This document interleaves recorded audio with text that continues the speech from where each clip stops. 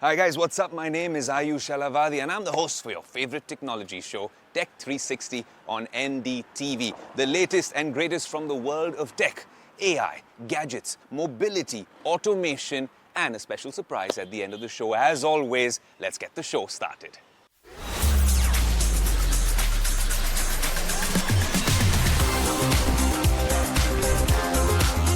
It's 2026 and for the past couple of weeks, the Indian flagship market has been crowded with impressive spec sheets, but real-world experience separates winners from scraggy pretenders. Priced at 72,999 rupees, the OnePlus 15 and the iQOO 15 undercut Samsung's 81,000 rupee Galaxy S25. Yet value here is defined less by price and more by execution. Now, after extended analysis here on Tech360, only one phone feels like a complete flagship. And that's what we're here to find out. Let's start with display performance. The iQOO 15's huge 6.85-inch 2K 144Hz panel looks dominant on paper, but it adds bulk, drains power with prolonged usage, and offers little real-world advantage. Let's talk about the OnePlus 15's 6.7-inch 1.5K 165Hz display, which strikes the best balance of smoothness, brightness, and efficiency, making it the most enjoyable and practical daily screen. And then you have the Galaxy S25 with years of refinement. While modest on specs, it delivers the most refined and efficient display experience, especially for long-term and one-handed use. That's because of the form factor. And let's be honest, the Galaxy lineup has been perfecting displays. Over here, Samsung makes displays, and some of the best displays at that as well. Now, in terms of performance, iQOO's benchmark leading numbers fail to translate into consistent everyday advantages outside of hardcore gaming. The OnePlus 15 delivers sustained, balanced performance with controlled thermals across all tasks, while the Galaxy S25 remains effortlessly smooth thanks to strong optimization, even if it trails slightly on raw power. I know in tech we keep downplaying how much cameras matter, but cameras are a decisive factor when it comes to spending nearly 80,000 rupees on a phone. So, despite similar hardware to the OnePlus, the iQOO 15 suffers from aggressive overprocessing, poor color consistency, and not the best selfies. So, this one doesn't work for us. But the OnePlus 15 proves superior tuning matters. It gives you cleaner photos, reliable autofocus, and strong video. When it comes to the Samsung though, slightly pricier, but the Galaxy S25 remains the most consistent and predictable shooter, even if it is less flashy. Now, battery and software seal the verdict. iQOO offers the best raw endurance, but at the cost of weight and comfort. The OnePlus 15 gives you strong battery life with fast charging and clean, capable software. Optimization is second to none. The Samsung Galaxy S25 lags in terms of battery, but leads in long-term software polish and the support that the company really promises. So what's the official verdict? OnePlus 15 is the best all-round flagship value for money. Then when it comes to the Galaxy S25, it is a refined premium option, but you got to shell out some of the extra bucks. And the iQOO 15 is spec heavy if you're just going for spec sheets, but here on Tech360, we dig deeper. The problem is it's undone by real-world compromises, and that's what really matters. Which device will you be using for a reliable, efficient, and joyful experience in the real world? And for that, we have the OnePlus 15.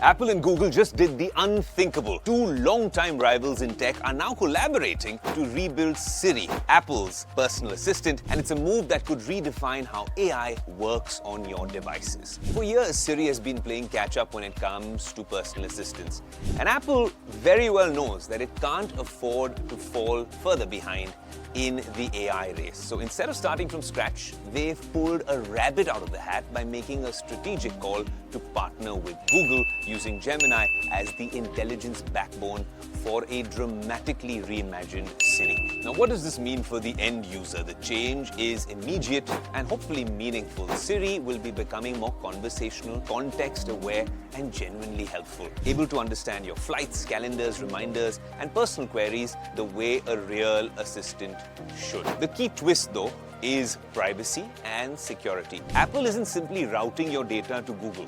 Siri will still run on-device and through Apple's private cloud compute, ensuring personal information stays protected and secure.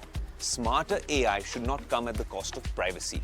And that's Apple's edge. It's kind of interesting because you have Gemini working on Samsung devices and on the Pixel devices and across other Android OEMs as well. But now Apple, with this handshake with Google, might change the game completely in terms of how you can use Gemini in the most secure way and probably the most user-friendly way across an ecosystem. Let's zoom out for a minute. This is a win for both sides. Let me explain.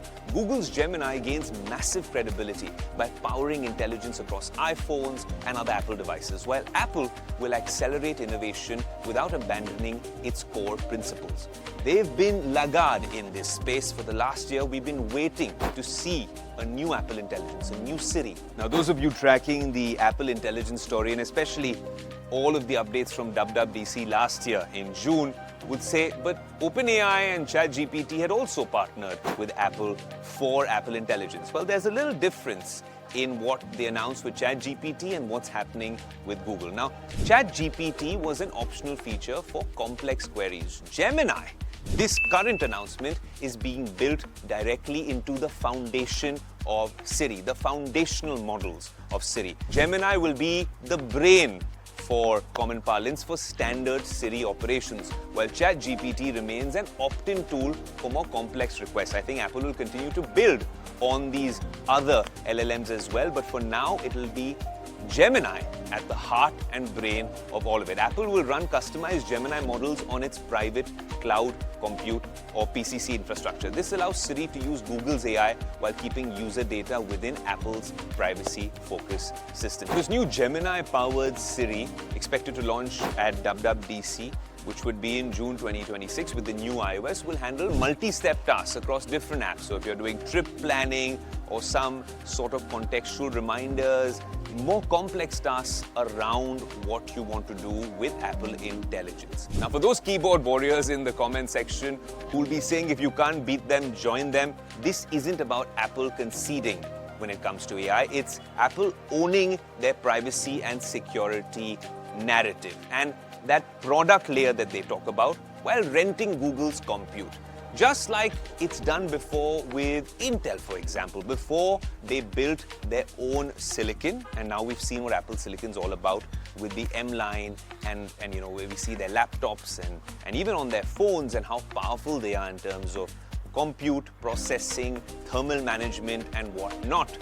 And then eventually they said adios to Intel when they took full control. This seems more like a smart, calculated move while they get their shop internally together and aligned to leverage and harness the strengths of someone who's doing it right. And it's, like I said, a win-win for Google as well because they are showing that they have that platform, that service, which can be rented out by the best in the business. Unprecedented in the world of tech, but it's happening and you heard it first on Tech360.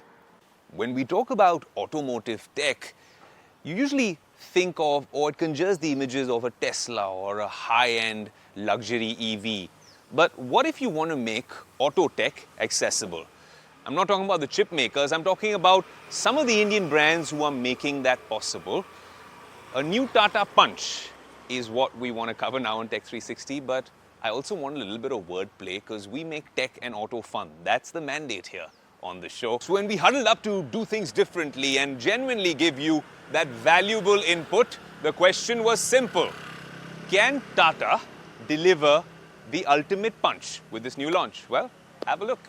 We've shown you a bunch of luxury SUVs, even EVs on Tech360.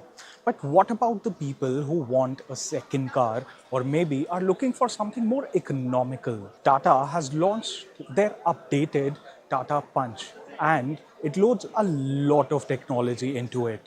So let's get right into the video and see what this car is all about.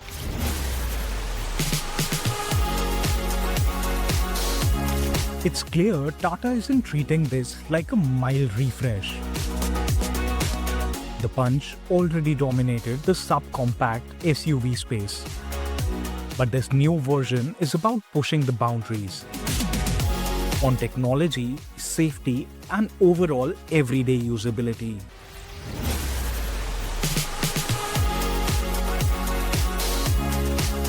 Visually, the Punch looks bolder and more confident.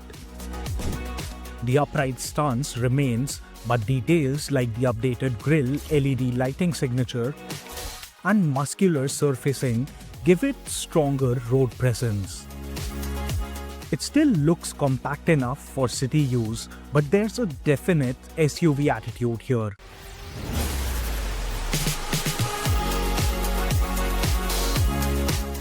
The all-new Tata Punch significantly raises the bar in terms of technology and in-cabin intelligence, positioning itself as one of the most tech-forward offerings in the subcompact SUV segment.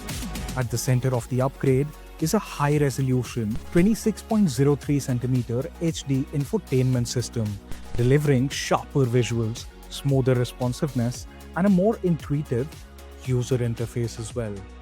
Complementing this is a 360-degree HD surround view camera, a segment-leading feature that dramatically improves visibility and confidence while parking or navigating tight urban spaces. This is a big deal for the segment. A 360-degree camera at this price point isn't just impressive on paper.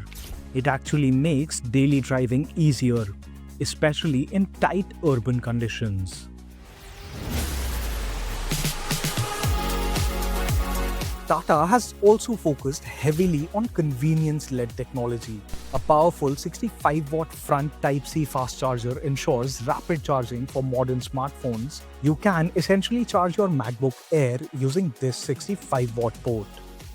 Add rain-sensing wipers, auto-dimming IRVM, and thoughtful touches like Follow Me Home lamps, and the Punch starts to feel far more premium than its size would suggest.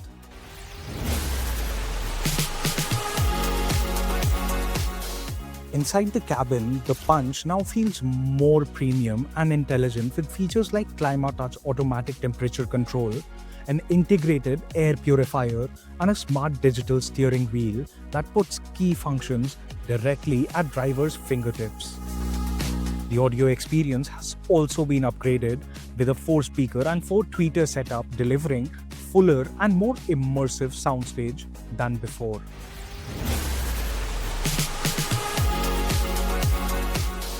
Under the hood, Tata is offering multiple powertrain options, including a new I-Turbo petrol for those who want stronger performance and a segment-first twin-cylinder iCNG with AMT, combining efficiency with automatic convenience.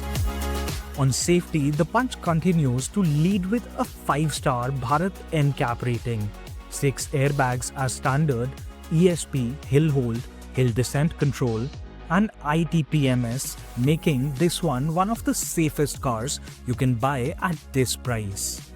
First impressions: the new Tata Punch feels less like an entry-level SUV and more like a well-rounded tech-loaded package that punches far above its segment. The all-new Tata Punch borrows a lot of the features from its elder siblings, but with a starting price of ₹5.59 lakh, do you think that all the technological additions are worth the money? You know, it's kind of interesting. I was in Vegas last week and everyone's been talking about AI and the AI bubble. Will that bubble burst? Are you actually even using it? What's the whole AI story? We'll get to some of these answers even in Davos, because a lot of the change makers and the leaders will be present there. And of course, we'll be questioning them about AI tech and a whole lot more. And there's a lot of answers in the second half of Tech 360. I'll see you after a short commercial break.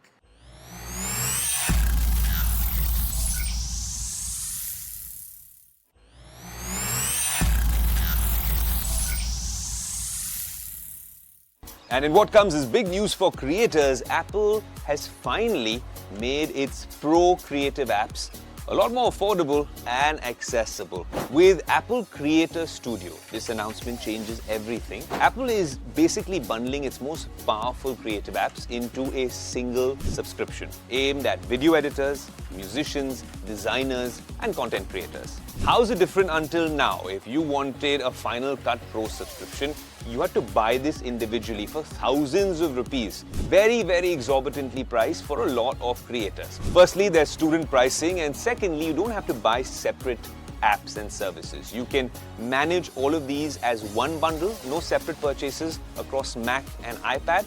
Creator Studio removes all of that friction, offering one subscription that works seamlessly across Mac, iPad, iPhone, while keeping everything on device and of course privacy first. This bundle that we're talking about includes Final Cut Pro for editing, Logic Pro, Pixelmator Pro, Motion, Compressor, and Mainstage, along with premium content and AI-powered features across Keynote, Pages, something that I use, Numbers, if you're not using the Excel and the PowerPoint scheme of things, and soon Freeform as well. This marks a clear shift away from Apple's traditional one-time purchase model for freelancers, independent creators, and students who previously found Apple's Pro Tools expensive or fragmented. This dramatically lowers the barrier to entry without compromising capability.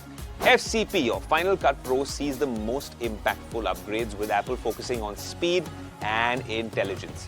Transcript search and visual search let editors instantly locate dialogue, objects, or actions within footage, while beat detection simplifies syncing edits to music.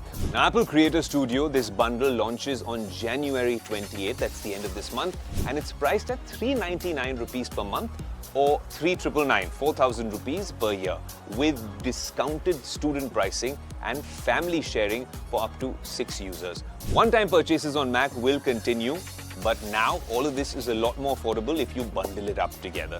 By replacing fragmented, high-cost purchases with a single, flexible subscription, Apple is positioning Creator Studio as a compelling, tightly integrated solution for the modern-day creator, especially those already invested in the Apple ecosystem. What a blockbuster start to 2026 with CES on Tech 360. We wanted to turn things up a notch. The World Economic Forum annual meeting 2026 in Davos will take place under the theme A Spirit of Dialogue from January 19th to 23rd, highlighting the urgent need for cooperation in a world facing geopolitical fragmentation, economic uncertainty, and accelerating technological change. Davos this year is less about grand promises and more about rebuilding trust between governments, businesses, and societies as global power structures and economic models continue to shift. From a technology perspective, artificial intelligence will dominate the agenda, with conversations moving decisively from innovation to responsibility and governance. Leaders will focus on AI regulation, safety, deployment at scale, and global standards, as well as the strategic importance of semiconductors, cloud infrastructure, and data sovereignty. Technology will also be viewed through a geo-economic lens, addressing supply chains, competition between technology blocks, and the risk of digital fragmentation. Technology's role in economic growth, productivity, and sustainability will be another key pillar at Davos 2026. Discussions will explore how AI, automation, and robotics can drive growth without deepening inequality, alongside the need for large-scale reskilling and future-ready workforces. Climate tech, energy efficiency, and AI-driven climate solutions will be positioned as essential tools for balancing economic competitiveness with environmental responsibility. Shaping these conversations will be some of the most influential tech leaders in the world, including none other than Jensen Huang from NVIDIA, Satya Nadella, Demis Hassabis, Dario Amodei, Sarah Fryer, Yoshua Bengio, and so many more. And for the first time ever, India's leading technology platform, your favorite tech show, Tech360, and yours truly, Ayush Alavadi, will be on the ground in Davos with the NDTV team, bringing you comprehensive coverage, key insights and real-time perspectives on TV, on digital and across social media from the world's most important conversations at WEF 2026. I'm excited. I hope you are as well. We're going to stay warm and keep the updates hot on Tech360. Stay tuned. Well, just like that, yet another action-packed episode of Tech360 is wrapped up here on NDTV. This is us in Maximum City, Mumbai. Happy to be here in a sunny winter. This is as cold as it gets in Mumbai, but it's going to get very cold, frigid here on Tech360 because a special episode from the ski slopes of Davos, Switzerland, coming up very soon. Stay tuned to NDTV, stay tuned to Tech360. This is your host, Ayush Alavadi, saying until next week, adios.